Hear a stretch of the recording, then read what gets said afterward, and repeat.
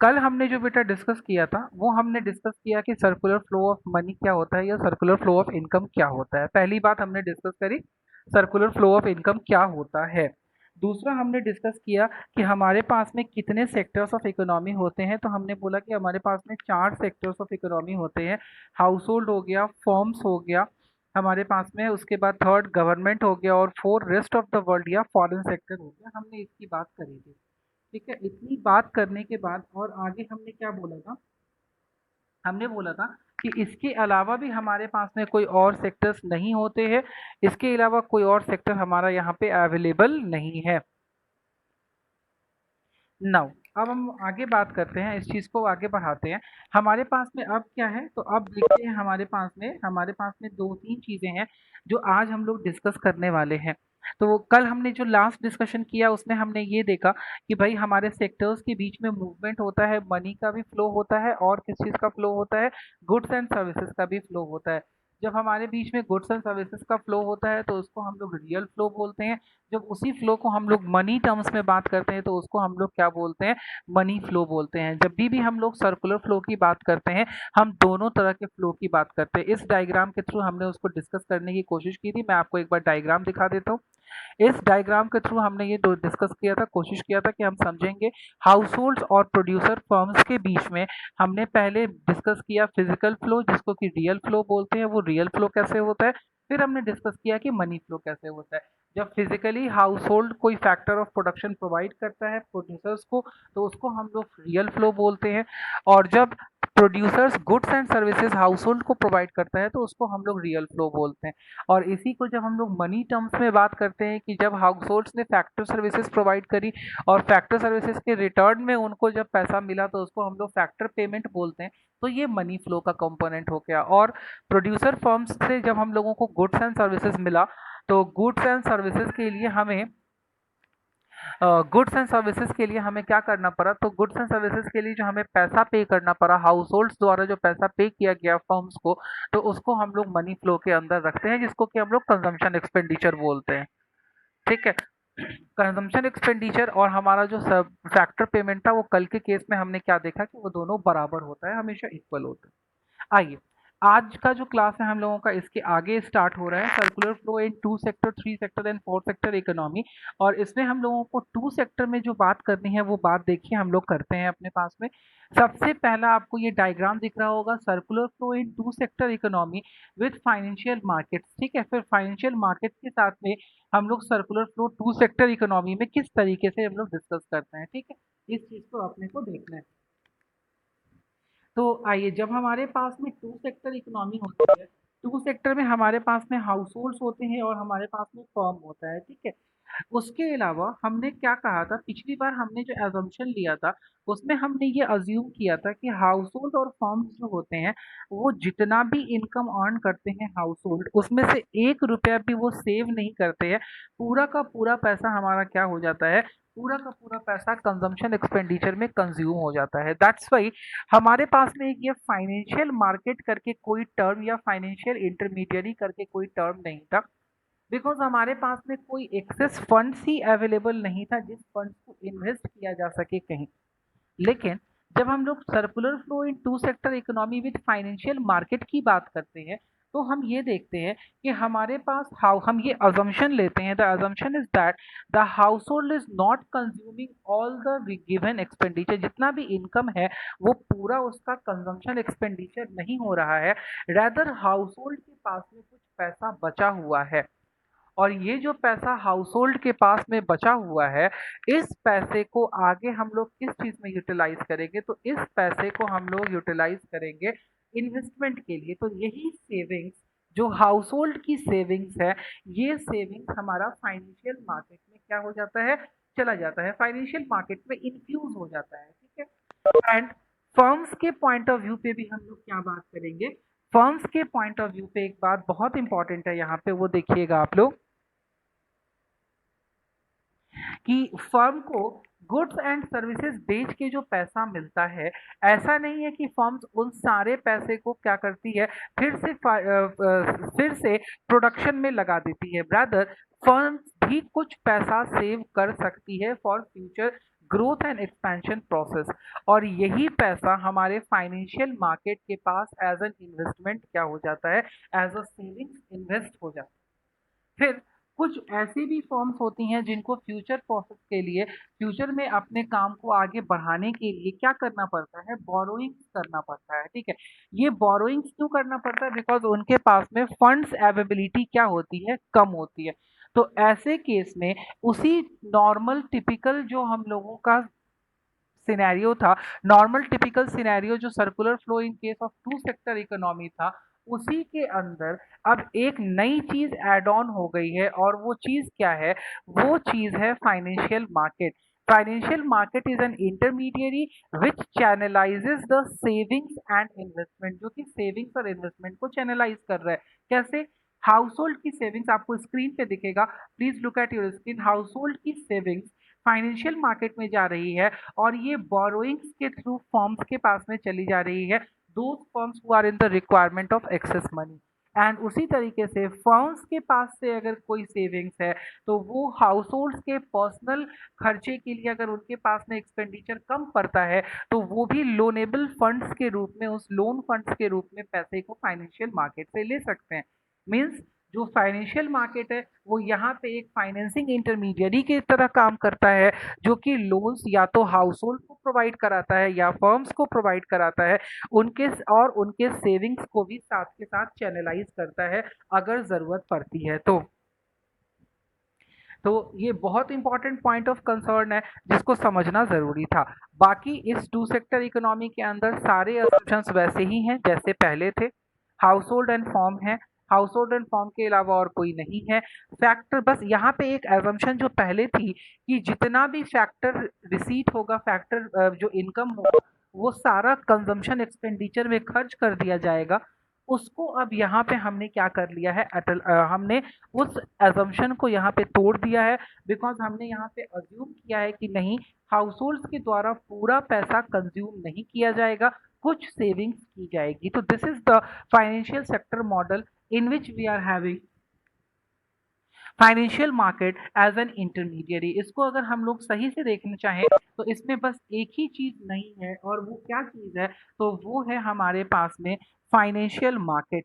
ये financial market का जो कंसेप्ट है यही एक नया कंसेप्ट है यहाँ पे, बाकी और भी और कोई भी कंसेप्ट यहाँ पे, एक्स्ट्रा कंसेप्ट यहाँ पे नहीं है आपके पास में। ठीक है, होप सो आपको यहाँ तक समझ में आ गया होगा। अगर इसी के नोटेशंस को हम लोग देखना चाहें कि इसको अगर हमें लिखने के लिए आ जाए तो हम क्या लिखेंगे, तो हमने यहाँ पे लिख दिया ये ऑब्जर्वेशन कि फाइनेंशियल मार्केट का पहले हमने डेफिनेशन दे दिया। हमने बोला फाइनेंशियल मार्केट वो इंस्टीट्यूशंस हैं जैसे कि बैंक हो गया, इंश्योरेंस कंपनी हो गया, एनबीएफसीज हो गई, मतलब जो नॉन बैंकिंग फाइनेंशियल कॉर्पोरेशन होते हैं। एनबीएफसीज का मतलब नॉन बैंकिंग फाइनेंशियल कॉर्पोरेशन, जैसे आपके पास में महिंद्रा फाइनेंस हो गया, जैसे आपके पास में बजाज फिनसर्व हो गया, एचडीएफसी कैपिटल हो गया, रिलायंस कैपिटल हो गया, जो कि मार्केट में लोन देने का काम करते हैं, which transact in the loan fund. साफ साफ लिखा हुआ है, जो कि लोन फंड में ट्रांजेक्ट करेंगे and at the time of requirement, चाहे हाउस होल्ड को रिक्वायरमेंट हो चाहे फर्म्स को रिक्वायरमेंट हो, वो ये पैसा चुकाएंगे। ठीक है, वो लोन देने का काम करेंगे। तो ये हो गया फाइनेंशियल मार्केट में फाइनेंशियल इंटरमीडियरीज। बेसिक अजम्पशन हमने यहाँ पे क्या लिया कि जो फैक्टर पेमेंट रिसीव होता है हाउस होल्ड का को आर नॉट कंप्लीटली यूटिलाइज, उसको हम लोग पूरा कंजम्पशन एक्सपेंडिचर में यूटिलाइज नहीं करते हैं, कुछ सेविंग्स होती हैं वहां पे, savings are there. Firms borrow the money to finance their expansion programme, firms अपने एक्सपेंशन प्रोग्राम को फाइनेंस करने के लिए पैसा बोरो करता है। ठीक है, एंड ऑल द सेविंग्स, ये this is very important, the savings are not kept idle. बहुत इंपॉर्टेंट पॉइंट है, सेविंग्स को हम आइडल नहीं रखते हैं, but they are channelised through the financial market. Simple सी बात है, बताइए, assumption लेना बहुत जरूरी है, आप समझिएगा।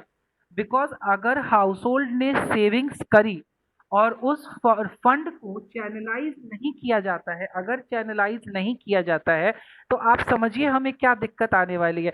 तो फिर फाइनेंशियल इंटरमीडियरी के पास में कोई पैसा ही नहीं होगा कि वो क्या करे, वो आगे लोन फंड दे पाए। दैट्स वाई हम लोग यहाँ पे इंपॉर्टेंट अजम्पशन लेते हैं कि the savings are channelised through the financial market. No saving is kept idle in the in any form with the household. Rather, all the savings are channelized through the banking and the other financial institutional channels, and the accumulated savings in the market is utilized by the firms, जो firms हैं वो इस savings को क्या कर रही हैं, वो इस सेविंग्स को यूटिलाइज कर रही हैं, ठीक है। तो these are the observations which we get from the financial sector model in case of two sector economy model. दो सेक्टर इकोनॉमी मॉडल में हम लोग ये चीज देखते हैं। And here the savings is equals to borrowings, यहाँ पे सेविंग्स किसके बराबर हो जाता है, बोरोइंग्स के बराबर हो जाता है। That is the main point of concern, जो कि मेन पॉइंट है जिसको कि आपको व्यू करके चलना है, ठीक है। आइए अब हम लोग आगे बढ़ते हैं और आगे पॉइंट देखते हैं कि हम लोगों को नेक्स्ट कौन सा पॉइंट पढ़ना है।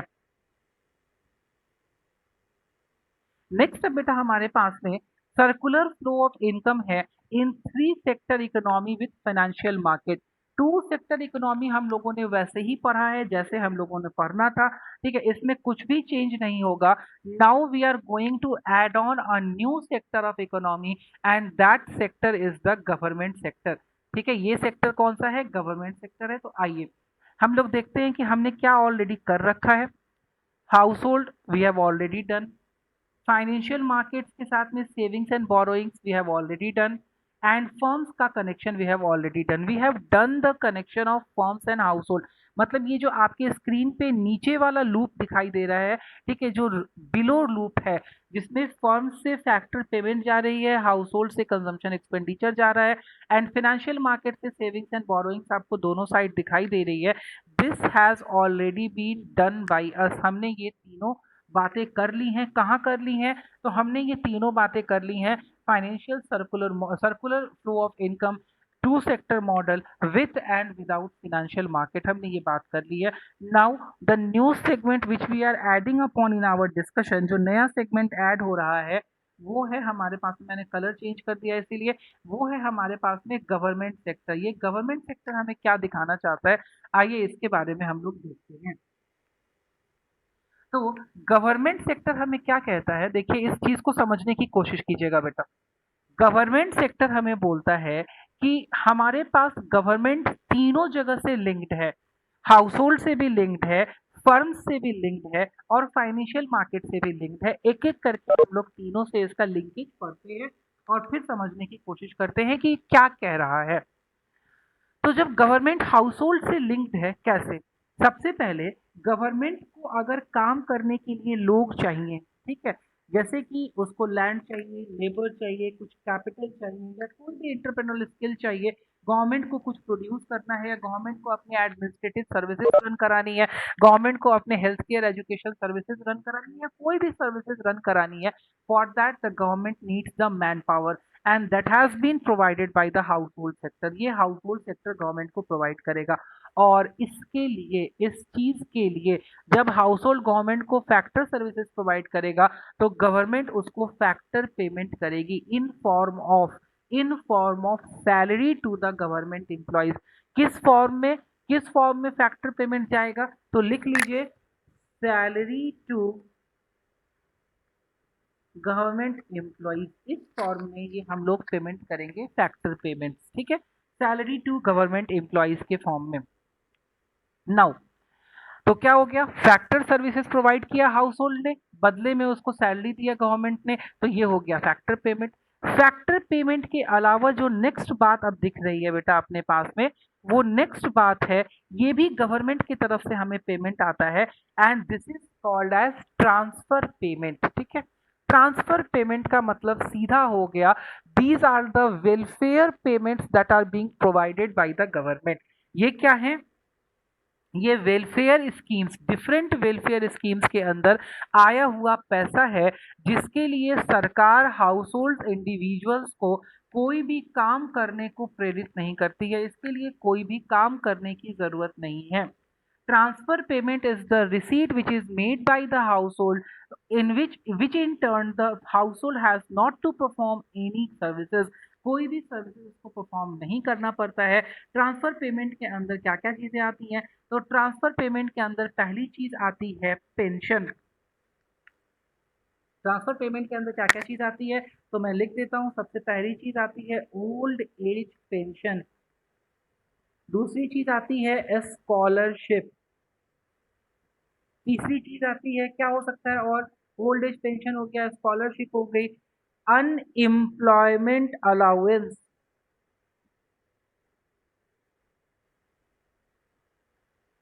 अनएम्प्लॉयमेंट अलाउंस, ग्रांट्स, डोनेशन,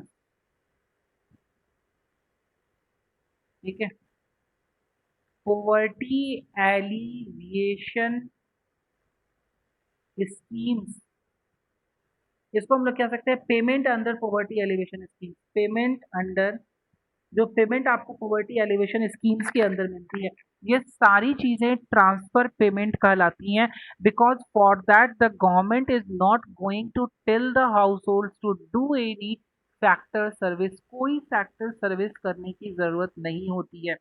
तो दो चीजों की मूवमेंट है जो गवर्नमेंट से हाउस होल्ड की तरफ आती है, पहला फैक्टर पेमेंट और दूसरा ट्रांसफर पेमेंट।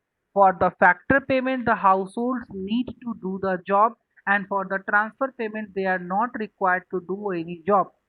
एंड थर्ड चीज जो कि हाउस होल्ड की तरफ से मूव करके गवर्नमेंट की तरफ जाती है, ये है आपका टैक्स पेमेंट। ये क्या है बेटा? ये है आपका टैक्स पेमेंट। ध्यान से समझिएगा ये क्या चीज है। ये है आपका टैक्स पेमेंट। ये टैक्स पेमेंट क्या है, आइए। तो जितने भी लोग हैं, ठीक है, टैक्स पेमेंट क्या है इसको समझने की कोशिश करते हैं। हमने कहा कि जितने भी लोग हैं वो सारे लोग अगर कोई इनकम अर्न करते हैं तो इनकम के ऊपर उन्हें सरकार को क्या करना पड़ता है, सरकार को एक डायरेक्ट टैक्स देना पड़ता है, ठीक है, जिसको कि हम लोग बोलते हैं इनकम टैक्स। ठीक है, या तो इनकम टैक्स हो गया या और भी कुछ तरह के डायरेक्ट टैक्स होते हैं, जैसे एंटरटेनमेंट टैक्स हो गया, जैसे प्रॉपर्टी टैक्स हो गया, जैसे वेल्थ टैक्स हो गया। ठीक है, तो ये सारे टैक्सेस जो होते हैं, ये सारे टैक्सेस पर्सन्स को, हाउस होल्ड्स को पे करने पड़ते हैं गवर्नमेंट को। तो these taxes are very much important for the functioning of the government and these are provided by the household to the government. तो दो चीजें गवर्नमेंट मूव करती है और बाकी एक चीज जो टैक्स होता है वो टैक्स कौन मूव करता है, टैक्स हाउस होल्ड से गवर्नमेंट की तरफ में मूव होता है। This is very important concept, ये बहुत इंपॉर्टेंट कंसेप्ट है। आइए इसके अलावा आगे हम लोग अगर बात करें तो गवर्नमेंट और फर्म्स के बीच में क्या रिलेशन होता है। तो फर्म को गवर्नमेंट क्या पैसा देती है, तो अगर फर्म्स कोई है, ठीक है, फर्म क्या बनाती है, फर्म बनाती है गुड्स एंड सर्विसेज। फर्म किस चीज का मैन्युफैक्चरिंग करती है, फर्म मैन्युफैक्चरिंग करती है गुड्स एंड सर्विसेज का। तो जब फर्म्स गुड्स एंड सर्विसेज बनाती हैं तो गवर्नमेंट भी इसकी कंज्यूमर होती है, government is also the consumer for that, और गवर्नमेंट इसके लिए पेमेंट करती है गुड्स एंड सर्विसेज का। जो आपको आपकी स्क्रीन से सबसे आउटर बाउंड्री दिख रही है, गवर्नमेंट मेक द पेमेंट, ठीक है। दूसरा, फर्म्स क्या करती हैं, तो फर्म्स जो हैं, अब फर्म्स क्या कर रही हैं, काम कर रही हैं, तो कुछ ये डायरेक्ट टैक्स कलेक्ट कर, कुछ ये इनडायरेक्ट टैक्स कलेक्ट करती हैं, ठीक है, जैसे कि क्या हो गया, जीएसटी हो गया, इनडायरेक्ट टैक्स में जीएसटी हो गया। उसके बाद और क्या हो गया, और हो गया एक्साइज ड्यूटी हो गया, ठीक है, और क्या हो गया, कस्टम ड्यूटी हो गया। ये सारी चीजें कलेक्ट की जाती हैं। तो ये सारी चीजें फर्म्स कलेक्ट करके गवर्नमेंट तक पहुंचाती है। तो एक पैसा गवर्नमेंट से फर्म की तरफ फ्लो करता है और दूसरा फ्लो फर्म से गवर्नमेंट की तरफ होता है इन the form of indirect taxes. And plus यहाँ पे एक है कॉरपोरेट टैक्स, जो फर्म को अपनी कमाई के ऊपर देना पड़ता है, अपने प्रॉफिट के ऊपर देना पड़ता है। इसको कॉरपोरेट टैक्स भी बोलते हैं और प्रॉफिट टैक्स भी बोलते हैं। तो ये पेमेंट करना पड़ता है फर्म को, फर्म इसको पेमेंट करती है गवर्नमेंट को। तो पेमेंट गवर्नमेंट की तरफ से फर्म को भी आती है और फर्म की तरफ से टैक्स के रूप में गवर्नमेंट को जाती है। इसमें एक चीज बहुत इंपॉर्टेंट है और वो है सब्सिडीज। सब्सिडीज का मतलब समझिएगा, सब्सिडीज का मतलब क्या होता है। तो सबसे पहले तो ये समझ लीजिए कि सब्सिडीज जो होता है वो reduction in cost of something, किसी भी चीज के प्राइस में जब कमी होती है उसको हम लोग सब्सिडी बोलते हैं। तो सर आप एक चीज बताइए, आपने जब गवर्नमेंट और हाउस होल्ड के बीच में बात करी तो आपने सर सब्सिडी की चर्चा नहीं करी, यहाँ भी तो सब्सिडी हो सकता है। तो हाँ बेटे, गवर्नमेंट और हाउस होल्ड के बीच में भी सब्सिडी हो सकता है, subsidy in the form of price of cooking gas, subsidy in the form of price of petrol, subsidy in the form of price of fertilisers for the farmers etcetera etcetera, बहुत सारी subsidies इधर भी होती हैं। And government and firms के बीच में बहुत सारी कॉर्पोरेट सब्सिडीज होती हैं, जैसे कॉमर्शियल फ्यूल पे सब्सिडी मिलती है, कॉमर्शियल लाइटिंग पे सब्सिडी मिलती है, रॉ मटेरियल्स पे सब्सिडी मिलती है, फॉरेन से इंपोर्ट कराने पे किसी प्रोडक्ट को सब्सिडी मिलती है। तो गवर्नमेंट ऐसी बहुत सारी सब्सिडीज देता है जो कि फर्म्स को प्रोवाइड की जाती हैं। तो from the government towards the firm there is the movement for the payment of goods and services for the goods and services consumed by the government, and plus there is the movement of subsidies, and in return from the firms what is just moving towards the government is the tax payment in the form of indirect taxes and direct taxes. What is the difference between indirect and direct taxes? Now let us understand that thing. Direct tax is the tax which is levied and paid by the same, which is levied upon and paid by the same person. जिसके ऊपर लगाया जाता है वही व्यक्ति उस tax को चुकाता है। जैसे इनकम टैक्स, अगर मेरी कमाई है तो मैं ही उस पे टैक्स चुकाऊंगा, मेरा पड़ोसी नहीं चुकाएगा। और दूसरा होता है indirect tax, that is levied upon someone, paid by that person, but it is deposited into the government credit by some other person। ठीक है, इनडायरेक्ट टैक्सेस को बोलते हैं। जैसे जीएसटी, मैं as a consumer GST direct government को नहीं पे करता हूँ, मैं जीएसटी पहले सप्लायर को पे करता हूँ, शॉपकीपर को पे करता हूँ, और तब वो शॉपकीपर उस जीएसटी को आगे गवर्नमेंट को पे करता है। तो जो फर्म्स हैं, फर्म दोनों तरह का टैक्स सरकार को देती है, डायरेक्ट टैक्सेस भी और इनडायरेक्ट टैक्सेस भी। इनडायरेक्ट टैक्सेस तो केवल फर्म ही सरकार तक पहुंचाती है, ठीक है, जहां से लोग गुड्स एंड सर्विसेज खरीदते हैं। और हाउस होल्ड्स जो हैं वो सरकार तक सिर्फ डायरेक्ट टैक्स पहुंचाती हैं। तो this is the complete setup of government being in connection with the household and in connection with the firms. अब इसको हम लोग अगर टेक्सचुअल मैटर के रूप में पढ़ना चाहें तो मैंने टेक्स्ट लिख दिया है, एक बार आइए हम लोग उस टेक्स्ट को देख लेते हैं कि हमने क्या बातें लिखी हुई हैं। हमने लिखा between household and government money flow from the government to household in the case of transfer payment, in the case of factor payment, and money flows back to the government from household in the form of direct taxes which we have already studied and discussed upon. हमने वो discuss कर लिया है। And between firms and the government, second slide में हमने बोला कि जब फर्म और गवर्नमेंट की बात आती है तो money flows from the firm to in the form of direct taxes like corporate tax और indirect tax in the form of GST.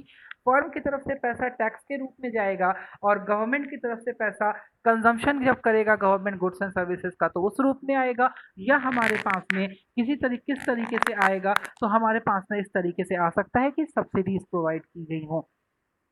Last में एक टॉपिक और इम्पॉर्टेंट है कि क्या गवर्नमेंट फाइनेंशियल मार्केट के साथ में भी अपने कुछ रिलेशंस रखती है। तो आइए आप साथ देख सकते हैं कि हाँ, गवर्नमेंट फाइनेंशियल मार्केट के साथ में भी रिलेशन रखती है। कैसे रखती है, आइए हम लोग चेक करते हैं। देखिए, जैसे हाउस होल्ड और फर्म सेविंग्स एंड बोरोइंग्स करते हैं, वैसे ही गवर्नमेंट भी रिजर्व बैंक ऑफ इंडिया के थ्रू, किसके through, Reserve Bank of India के थ्रू सेविंग्स एंड बोरोइंग्स करती है। The important player here is Reserve Bank of India. मतलब in this financial market Reserve Bank of India is also playing a very important role. तो government को जब extra funds हो जाते हैं government के, तो वो फाइनेंशियल इंस्टीट्यूशंस में सेव करती है, और जब उसको फंड्स की रिक्वायरमेंट होती है तो वो इन फाइनेंशियल मार्केट से बोरो करती है फंड। तो ये कंप्लीट हम लोगों का सेटअप है थ्री सेक्टर इकोनॉमिक मॉडल का, जिसमें गवर्नमेंट इंट्रोड्यूस होती है और वो फर्म्स के साथ में एंड हाउस होल्ड्स के साथ में क्या करती है, अपना एक pattern of circular flow maintain करती है। होप सो हम लोग यहाँ तक आपका क्लियर हो गया होगा। अब हम लोग फोर्थ सेक्टर इकोनॉमी पढ़ेंगे, but before that if you have any query please ask the question. Next हम लोगों के पास में जो सेक्टर है वो है circular flow in fourth sector economy, जहां पे पहले से अवेलेबल हाउस होल्ड फर्म्स और गवर्नमेंट का रिलेशन एज इट इज रहेगा, जैसा हमने पहले डिस्कस किया था, जैसा आपकी स्क्रीन पे आपको दिख रहा होगा।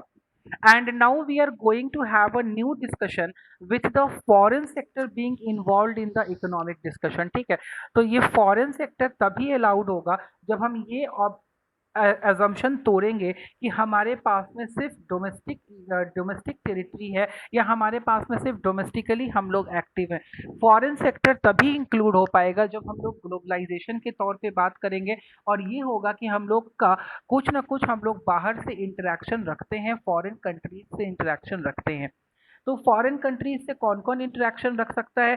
फॉरेन कंट्रीज से जब इंटरेक्शन रखने की बात आती है तो हाउस होल्ड भी इंटरेक्शन कर सकता है, फर्म्स भी इंटरेक्शन कर सकती हैं, एंड गवर्नमेंट भी इंटरेक्शन कर सकती है। ठीक है, अगर आप ये जान मानते हैं कि गवर्नमेंट इंटरेक्शन नहीं कर सकती है तो ये गलत बात है। यहाँ पे एक चीज आप लोग यहाँ पे ये भी लिख लीजिए, यहाँ पे डायग्राम में क्योंकि ये एरो नहीं दिया गया है तो हम एक एरो दे देते हैं यहाँ पे कि गवर्नमेंट भी इंटरेक्शन कर सकती है। There is an interaction of the foreign sector to the government and interaction of government to the foreign sector also. Now we are discussing how these three sectors are doing the interaction with each other. पहला हम लोग बात करते हैं house hold sector का। हमने बाहर से कोई सामान मंगवाया है, अगर हम बाहर से अगर कोई सामान मंगवाते हैं, ठीक है, तो जब हम बाहर से सामान मंगवाते हैं तो हम इंपोर्ट बोलते हैं, और इंपोर्ट के लिए हम फॉरेन सेक्टर में रेस्ट ऑफ द वर्ल्ड को पेमेंट करते हैं। ठीक है, दूसरा पेमेंट फॉर फैक्टर सर्विसेज।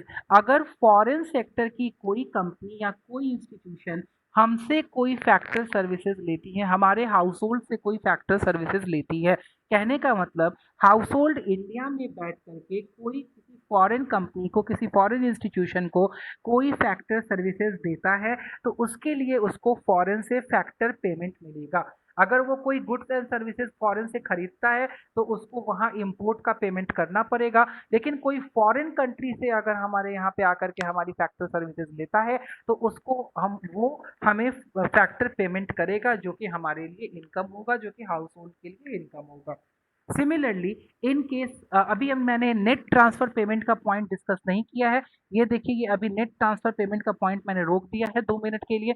अभी मैंने सिर्फ डिस्कस किया है फॉरेन सेक्टर से house hold when you are paying for the imports and when the foreign sector is paying you for the factor services. Now the term here is what is the relation between the foreign sector and the firm?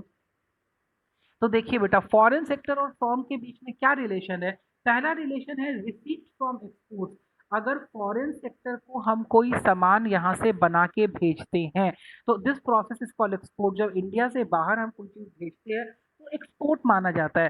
Firms अगर कोई goods and services बनाती हैं और goods and services को हम लोग बाहर भेजते हैं, this is considered as export, और एक्सपोर्ट के लिए फॉरेन सेक्टर हमें पेमेंट करता है और हमें रिसीट होता है। सिमिलरली अगर कोई सामान, कोई रॉ मटेरियल या कोई प्रोडक्ट फर्म्स को इंडिया में अवेलेबल नहीं है तो वो उसको बाहर से मंगाने की कोशिश करता है, वो उसको बाहर से मंगाता है और जो पैसा पेमेंट करता है that is called the payment for import. ठीक है, तो फर्म के साथ तो बहुत नॉर्मल सा रिलेशन है कि भैया अगर सामान वो फॉरेन सेक्टर में बेचेगा तो एक्सपोर्ट का पैसा आएगा, और अगर वो बाहर से मंगाएगा तो इंपोर्ट का पैसा जाएगा फॉरेन सेक्टर में। गवर्नमेंट के साथ में क्या रिलेशन है बेटा? तो गवर्नमेंट के साथ में relation is very simple, that government अगर कोई फैक्टर सर्विसेज बाहर फॉरेन सेक्टर से लेती है, कोई टेक्निकल एडवांसमेंट की चीज़ें, कोई टेक्निकल अपग्रेडेशन की चीज़ें, कोई बहुत सोफिस्टिकेटेड मशीन वगैरह अगर फॉरेन सेक्टर से खरीदती है तो इसके लिए गवर्नमेंट पेमेंट करेगी। और अगर फॉरेन सेक्टर वाले लोग गवर्नमेंट से कोई चीज़ लेते हैं तो या गवर्नमेंट उनको कोई ग्रांट देती है, कोई डोनेशन देती है, तो गवर्नमेंट तभी भी गवर्नमेंट उनको पे करेगी फॉरेन सेक्टर वालों को। और अगर फॉरेन सेक्टर वाले कोई सर्विसेज अगर गवर्नमेंट से लेते हैं, ठीक है, गवर्नमेंट को किसी चीज़ में मदद करते हैं, गवर्नमेंट को किसी चीज़, गवर्नमेंट से कोई चीज़ परचेज करते हैं, हेल्थ केयर फैसिलिटी, कुछ भी ऐसी चीज़ परचेज करते हैं तो वो उसके लिए गवर्नमेंट को पेमेंट करेंगे। अब बात आती है ट्रांसफर पेमेंट की, जो कि हमारा यहाँ पे लेफ्ट पोर्शन था कि फॉरेन सेक्टर का हाउस होल्ड के साथ में ये नेट ट्रांसफर पेमेंट का क्या पंगा है, नेट ट्रांसफर पेमेंट क्या चीज़ है। तो आइए हम लोग देखते हैं ये नेट ट्रांसफर पेमेंट क्या चीज़ है। नेट का मतलब हो गया, नेट जब भी होता है तो आइए हम लोग नेट का पहले डेफिनेशन देखिए बेटा। नेट का डेफिनेशन क्या होता है? नेट का डेफिनेशन होता है फ्रॉम माइनस टू।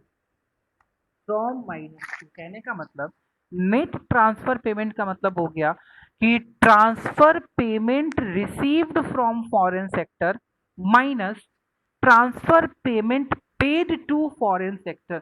मतलब कितना ट्रांसफर पेमेंट का पैसा हमने फॉरेन सेक्टर से रिसीव किया और कितना हमने उनको पे किया हाउस होल्ड्स ने। तो अब आप मानेंगे बोलेंगे कि सर हाउस होल्ड्स को ट्रांसफर पेमेंट समझ नहीं आया हमें। तो जैसे फॉर एग्जांपल आपके जानने वाला कोई ऑस्ट्रेलिया में रहता है और उसने आपको गिफ्ट भेजा है $100। This is what, this is transfer payment. ठीक है। आप यहाँ इंडिया में रहते हैं और आपका कोई जानने वाला यूएस में रहता है, आपने उसको $10 गिफ्ट दिया है, आपने उसको $10 रेमिट किया है, तो ये क्या है, what is this, this is transfer payment. तो हमें नेट ट्रांसफर पेमेंट जानना है, मतलब क्या, जितना फॉरेन से आया, मान लो कि फॉरेन से $100 आया और हमने फॉरेन में $20 पे कर दिए, तो नेट ट्रांसफर पेमेंट हमारे और फॉरेनर्स के बीच में कितना रहा, $80 पॉजिटिव। हमें $80 की कमाई हुई है इंडिया के अंदर। तो ऐसे ही ट्रांसफर पेमेंट्स हमें देखने हैं। ट्रांसफर पेमेंट्स में और क्या चीजें आ जाएंगी, तो ट्रांसफर पेमेंट्स में फॉरेन स्कॉलरशिप आ जाएगी। बाहर की यूनिवर्सिटीज अगर हमें कोई स्कॉलरशिप का पेमेंट करती है, या हमारी यूनिवर्सिटीज बाहर के स्टूडेंट्स को अगर स्कॉलरशिप का पेमेंट करती है, तो इसका नेट अमाउंट जो आएगा, इसको हम लोग बोलेंगे नेट करेंट ट्रांसफर या नेट ट्रांसफर पेमेंट। इसको हम लोग क्या बोलेंगे, नेट ट्रांसफर पेमेंट। तो फॉरेन सेक्टर के बीच में हाउस होल्ड के साथ में क्या क्या हो सकता है, फैक्टर सर्विसेज के लिए पैसा मिल सकता है, इंपोर्ट करने के लिए पैसा दिया जा सकता है, और नेट ट्रांसफर पेमेंट की बात हो सकती है। फॉरेन सेक्टर का फर्म के साथ में क्या हो सकता है, फर्म के साथ में एक्सपोर्ट के लिए पैसा आएगा, एक्सपोर्ट करने पे, और इंपोर्ट करने पे पैसा जाएगा। और गवर्नमेंट के साथ में भी क्या होता है, तो एक्सपोर्ट करने पे पैसा जाएगा और इंपोर्ट करने पे पैसा इंपोर्ट करने पे पैसा जाएगा और एक्सपोर्ट करने पे पैसा वहां से फॉरेन सेक्टर से आ सकता है। That is the concise relationship between all the four sectors of the economy. बाकी the other relationships stand still as it was before, जैसे वो पहले था, household firms financial institutions, household firms financial institutions government, and now the fourth topic is household firms financial institution government with respect to the foreign sector. What are the different connections that we have to study, जो हमें क्या करना था, पढ़ना था। अब अगर आपके सिलेबस की बात करें, तो आपके सिलेबस में circular flow of income in two sector economy ही बताया गया है। 3 और 4 सेक्टर इकोनॉमी आपको जान लेना जरूरी है, बिकॉज ये इंपॉर्टेंट पोर्शन है फॉर 3 एंड 4 सेक्टर इकोनॉमी। तो होप सो हम लोगों ने 3 एंड 4 सेक्टर इकोनॉमी यहाँ तक कंप्लीट किया है। आइए अब हम लोगों को एक बार क्या देखना है, वो हम लोग देखते हैं। नेक्स्ट जो चीज है वो हम लोग देख के चलते हैं कि क्या है।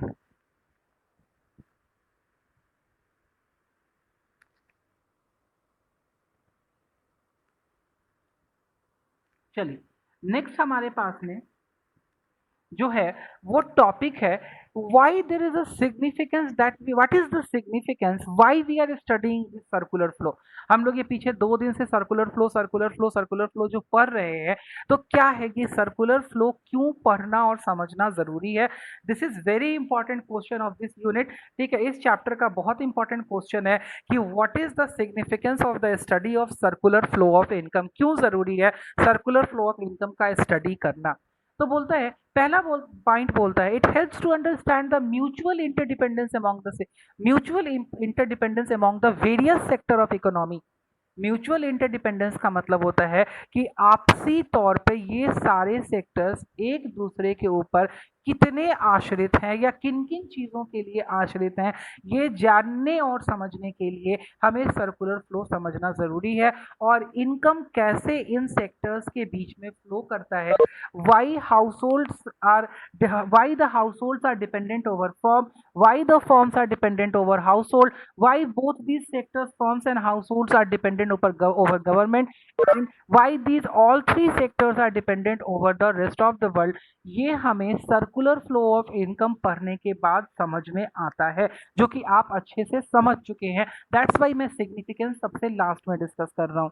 Now second point, it helps in the estimation of national income. Yes, it helps in the estimation of national income, because the economy will always consist of these only 3 sectors within the domestic territory and 4 sectors within the international territory. So when we are going to have the discussion of the national income, जब national income निकालना है, तो भाई income निकालने के लिए पहले sector का पता होना चाहिए, और जब सेक्टर का हमें पता चल गया तो हर सेक्टर की इनकम को जब हम लोग कैलकुलेट करके ऐड कर देंगे तो हमें क्या पता चल जाएगा। हमने हाउस होल्ड की इनकम निकाली, हमने फर्म की इनकम निकाली, हमने गवर्नमेंट की इनकम निकाली, तीनों को ऐड कर दिया तो हमें नेशनल इनकम पता चल जाएगा। ठीक है, हमें डोमेस्टिक इनकम भी पता चल सकता है, नेशनल इनकम भी पता चल सकता है। ठीक है, बोलता है कैसे, तो हमें ये पता चल जाएगा कि कितना फैक्टर इनकम फ्लो कर रहा है। फैक्टर इनकम कहाँ फ्लो करेगा, हाउस होल्ड के बीच में फ्लो करेगा। हमें और क्या पता चल जाएगा, हमें ये पता चल जाएगा कि market value of goods and services कितना है, कितना गुड्स एंड सर्विसेज हमने डेवलप किया है। ये कैसे पता चलेगा, ये जब हम लोग फॉर्म्स की स्टडी करेंगे तो हमें ये पता चल जाएगा कि कितना गुड्स एंड सर्विसेज इसने बनाया है। ठीक है, गवर्नमेंट का क्या एक्सपेंडिचर है, गवर्नमेंट का क्या इनकम है, ये जब हम गवर्नमेंट की स्टडी करेंगे तो ये हमें पता चल जाएगा। And in that way it is very easy to estimate the national income with the help of circular flow. Next बोलता है, ये थर्ड नंबर पॉइंट हम लोग लास्ट में डिस्कस करेंगे। फोर्थ नंबर पॉइंट देखिए, बोलता है it shows the equilibrium position in an economy. बोलता है कि ये इक्विलिब्रियम को बताता है, स्टेट ऑफ रेस्ट को बताता है, when all these sectors of economy are in a proper interrelationship. और अगर इनके इंटर रिलेशनशिप में, इंटर डिपेंडेंस में अगर कहीं भी कोई दिक्कत परेशानी आएगी तो ये इकोनॉमी में डिस्टॉर्शन क्रिएट करेगा और सर्कुलर फ्लो ऑफ इनकम मेरा ब्रेक हो जाएगा। ठीक है, तो for a proper movement of the circular flow of income it is very necessary to understand this circular flow. ये समझना बहुत जरूरी है। एंड लास्ट पॉइंट बोलता है कि it helps us to identify the various type of leakages. मतलब पैसा इकोनॉमी के सर्कुलर फ्लो से कहाँ कहाँ निकल रहा है, कहाँ से निकल के वो बाहर चला जा रहा है, कब पैसा सर्कुलर फ्लो के अंदर से अपना एक रास्ता बाहर की तरफ बना ले रहा है, दैट इज कॉल्ड लीकेजेस। तो हमें लीकेजेस समझने में आसानी होती है और इंजेक्शन समझने में आसानी होती है। इंजेक्शन का मतलब क्या, इंजेक्शन का मतलब कि कब पैसा हमारे सर्कुलर फ्लो में था नहीं लेकिन वो बाहर से ऐड हो जा रहा है और फिर वो सर्कुलर फ्लो में क्या होने लग रहा है, मूव करने लग रहा है। ऑब्वियसली आप लीकेज समझते हैं, लीकेज का क्या मतलब होता है कि एक पार्टिकुलर तरीका होता है फ्लो करने का, एक पार्टिकुलर पाथ होता है फ्लो करने का, लेकिन हम उस पाथ पे फ्लो नहीं कर पाते हैं, वहां से कुछ रिसाव होने लगता है, पाथ कुछ चेंज हो जाता है।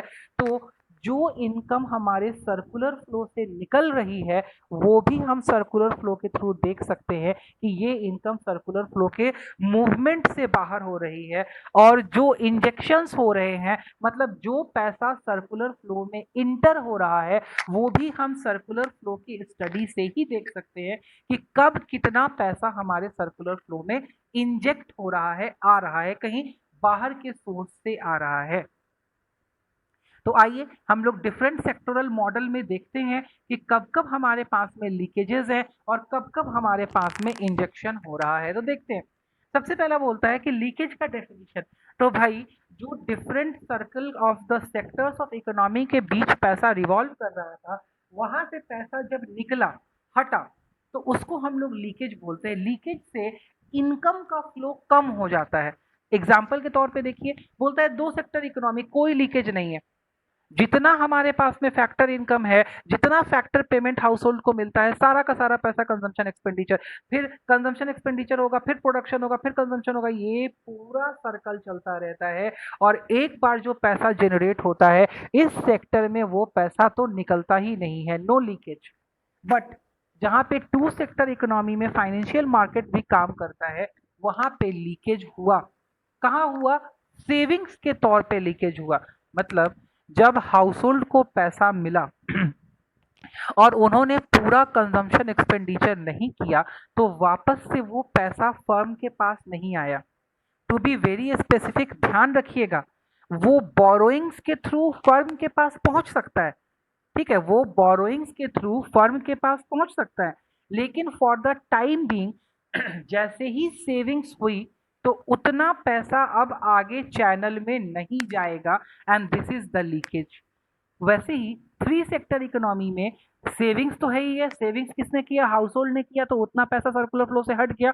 और जो टैक्स का पैसा था, वो टैक्स का पैसा भी सर्कुलर फ्लो से हट गया, बिकॉज टैक्स का पैसा गवर्नमेंट के पास चला गया और अब वो कंजम्पशन एक्सपेंडिचर में नहीं आएगा। और ऐसे ही फोर्थ सेक्टर इकोनॉमी में सेविंग्स और टैक्स के अलावा जो पैसा यहाँ से इंपोर्ट करने के लिए हमारे देश से बाहर चला गया, वो हमारे सर्कुलर फ्लो ऑफ मनी से चला गया, हट गया। बिकॉज जैसे ही हमने इंपोर्ट कर दिया, वो पैसा इंपोर्ट किया हमने, पैसा बाहर वालों को पे किया, और वो हमारे सर्कुलर फ्लो ऑफ मनी से क्या हो गया, बाहर हो गया। तो under the circular flow of income we are very much able to think about the point of leakages कि कहाँ कहाँ लीकेज पॉसिबल है। आइए इसके बाद हम लोग बात करते हैं, आगे देखते हैं कि हमारे पास में नेक्स्ट टॉपिक है इंजेक्शन का, कि कब कब पैसा हमारे पास में क्या होता है, हमारे सर्कुलर फ्लो में इन होता है। तो वही बात है कि हमारे पास में कब इंट्रोडक्शन होता है मनी का सर्कुलर फ्लो में, जिससे कि इंजेक्शन के कारण हमारा सर्कुलर फ्लो ऑफ मनी बढ़ेगा। तो टू सेक्टर मॉडल में तो भैया कोई लीकेज नहीं, कोई इंजेक्शन नहीं। लेकिन जब हम two sector economy with financial market की बात करते हैं, तो जैसे ही सेविंग्स हमारा, जो सेविंग्स करने की वजह से लीकेज हुआ था, देखना यहाँ, वो इन्वेस्टमेंट की वजह से बेटा पता है क्या हो जाएगा, इंजेक्शन हो जाएगा। तो फिर हमारा सर्कुलर फ्लो जो हो जाएगा वो मेंटेन हो जाएगा। हमने सेविंग्स किया तो पैसा निकल गया हमारी इकोनॉमी में से, लेकिन जैसे ही फिर वो इन्वेस्ट हुआ फाइनेंशियल मार्केट में, वो बेटा फिर से क्या हो गया, इंजेक्ट हो गया। तो this is called injection. Three sector economy में हमारे पास में क्या हो गया, थ्री सेक्टर इकोनॉमी में इन्वेस्टमेंट, जैसे ही सेविंग्स हुआ उसका पलट इन्वेस्टमेंट, और जैसे ही टैक्सेस पेमेंट हुआ तो सरकार के पास टैक्स गया, वो सर्कुलर फ्लो ऑफ इनकम से निकल के बाहर गया। लेकिन जैसे ही गवर्नमेंट ने एक्सपेंडिचर किया, तो गवर्नमेंट एक्सपेंडिचर करेगी तो पेमेंट कहां से करेगी, टैक्स के पैसे से करेगी। तो फिर से वो पैसा हमारा इंजेक्ट हो गया, इंजेक्शन के थ्रू सर्कुलर फ्लो में आ गया। तो this is called injection. And fourth sector economy में पहला दो पॉइंट तो ओके है, थर्ड पॉइंट मैंने बात कर रहा हूं कि जैसे ही इंपोर्ट की वजह से पैसा लीक हुआ था, तो अगर सामने वाले ने हमसे कोई एक्सपोर्ट किया, हमने अगर फॉरेनर्स को कुछ एक्सपोर्ट किया, तो एक्सपोर्ट की वजह से जो पैसा आया वो बाहर से हमारे सर्कुलर फ्लो में इंजेक्ट कर दिया गया, अंदर डाल दिया गया। And that is the concept of leakage and injection. Leakage is when the money gets away from the circular flow of income, and injection is that when money is being inserted into the circular flow of income. So for the total conclusion, the last thing is that in this unit we are have to do the discussion of the circular flow of income, and इसके अंदर हमने sectoral models discuss किए, two sector, three sector and four sector model with leakages and injections, and plus हमें ये भी discuss किया कि real flow और मनी फ्लो क्या होता है। इस तरीके से आपका ये यूनिट नंबर 1 का पहला चैप्टर आपका एंड होता है। इस चैप्टर में हमें इतनी ही बातें करनी थी। इसके अलावा जो नेक्स्ट चैप्टर आपका स्टार्ट होगा, उसमें हम लोग पहला कंसेप्ट चलेंगे stock and flow, and the second concept will be consumer goods and intermediate goods, जो हम लोगों को intermediate goods and final goods की तरह आपके बुक में लिखा हुआ है। तो हम लोग अपना नेक्स्ट चैप्टर कल की क्लास में स्टार्ट करेंगे। ये चैप्टर आपका यहाँ पे एंड होता है। In case you have any doubt please ask the query.